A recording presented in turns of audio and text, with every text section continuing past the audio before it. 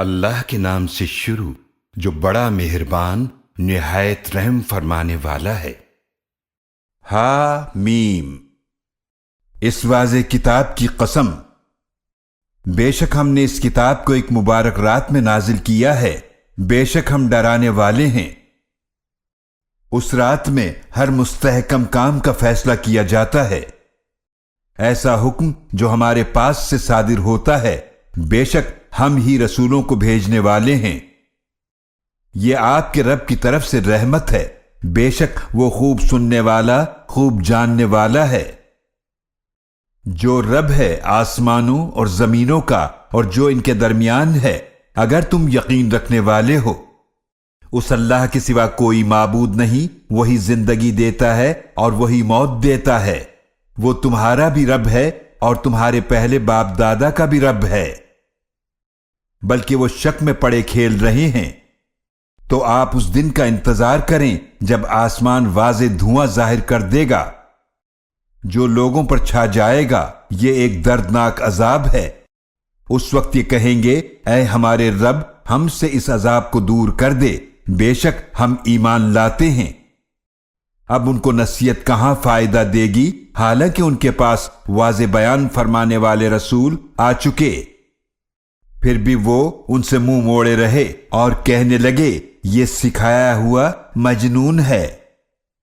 بے شک ہم عذاب کچھ عرصے تک ہٹا بھی دیں تو بے شک تم لوگ پھر وہی کرو گے جو پہلے کرتے رہے تھے۔ جس دن ہم بڑی شدت سے پکڑیں گے، بے شک اس دن ہم انتقام لیں گے۔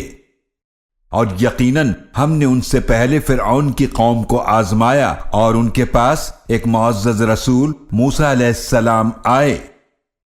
انہوں نے فرمایا کہ اللہ کے بندوں کو میرے حوالے کر دو، بے شک میں تمہارے لیے ایک امانت دار رسول ہوں، اور یہ کہ اللہ کے خلاف سرکشی نہ کرو، بے شک میں تمہارے پاس واضح دلیل لے کر آیا ہوں، اور بے شک میں اپنے رب اور تمہارے رب کی پناہ میں آتا ہوں کہ تم مجھے سنگسار کرو، اور اگر تم مجھ پر ایمان نہیں لاتے ہو تو مجھ سے الگ ہو جاؤ۔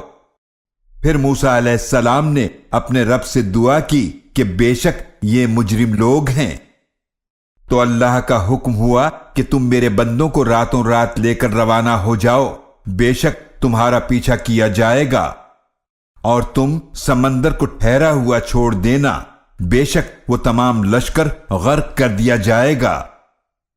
وہ لوگ کتنے ہی باغات اور چشمے چھوڑ گئے، اور کھیت اور عمدہ مقامات اور نعمتیں جن میں وہ مزے کر رہے تھے۔ یہ قصہ اسی طرح ہوا، اور ہم نے ایک دوسری قوم کو ان سب چیزوں کا وارث بنا دیا۔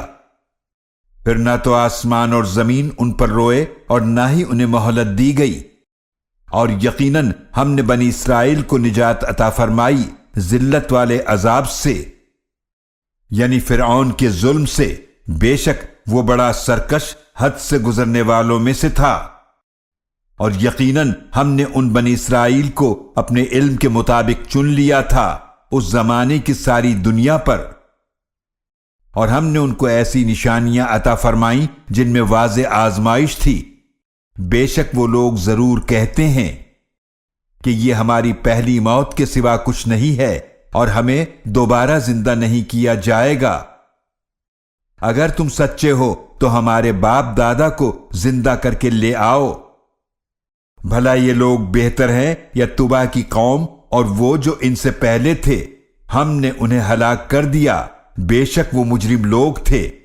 اور ہم نے آسمانوں اور زمینوں کو اور جو کچھ ان کے درمیان ہے کھیل کے طور پر نہیں بنایا، ہم نے ان کو صرف حق کے ساتھ بامقصد پیدا کیا، لیکن ان میں سے اکثر لوگ نہیں جانتے۔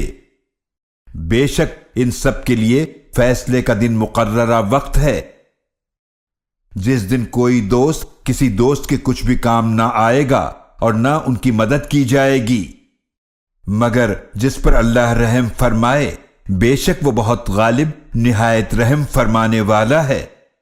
بے شک زقوم کا درخت گناہگار کا کھانا ہے، وہ پگھلے ہوئے تانبے کی طرح پیٹوں میں کھولے گا جیسے کھولتا ہوا پانی۔ کہا جائے گا اس مجرم کو پکڑ لو تو اسے گھسیٹ کر جہنم کے درمیان لے جاؤ، پھر اس کے سر پر ڈالو کھولتے ہوئے پانی کا عذاب۔